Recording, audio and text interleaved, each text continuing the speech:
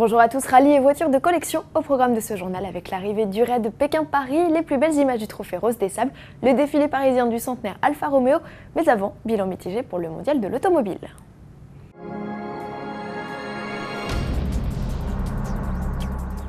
Le mondial de l'automobile de Paris a donc fermé ses portes dimanche 17 octobre au terme de 15 jours d'exposition. L'heure est au bilan, la fréquentation est en baisse, 1,26 million de visiteurs ont foulé les moquettes du salon. En 2008, ils étaient 260 000 de plus à s'être rendus à la porte de Versailles.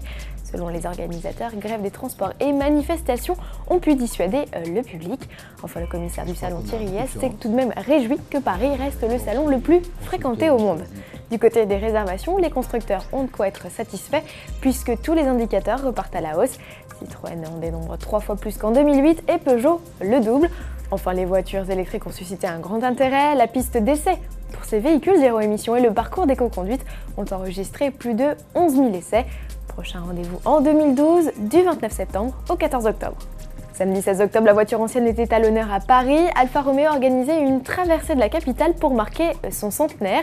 Plus d'une centaine de modèles, des plus anciens comme la Giulia SS de 1964 aux plus récents comme la 8C Competition, s'étaient donné rendez-vous. Partis de l'école militaire, les autos ont parcouru les rues chics des quartiers de la rive droite avant de descendre les Champs-Élysées et faire une halte photo du côté de la Concorde et de la place Vendôme sous les yeux amusés des passants. Et les passants justement ont pu profiter quelques heures plus tard sous un tonnerre d'applaudissements, de bruits de cloches et de pétarades d'un ronflant défilé de tacos, tous aussi poussiéreux les uns que les autres.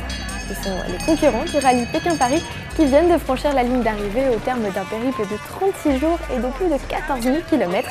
Écoutez les impressions d'Anastasia Karanaeva et de son compagnon Douglas McKinnon qui ont été les premiers à franchir l'arche d'arrivée au volant de leur Chevrolet Speedster de 1939.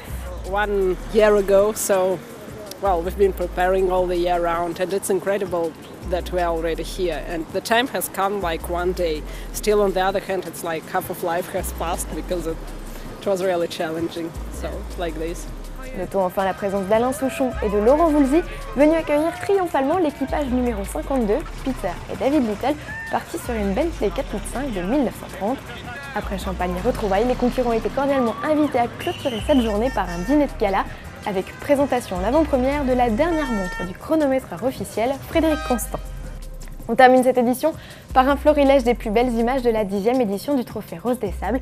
L'aventure 100% féminine s'est achevée dimanche dans le désert marocain sur une victoire de Pascal Charrier et Stéphanie Jus, déjà vainqueurs de l'édition 2009.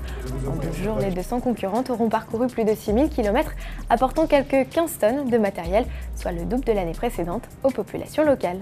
À demain!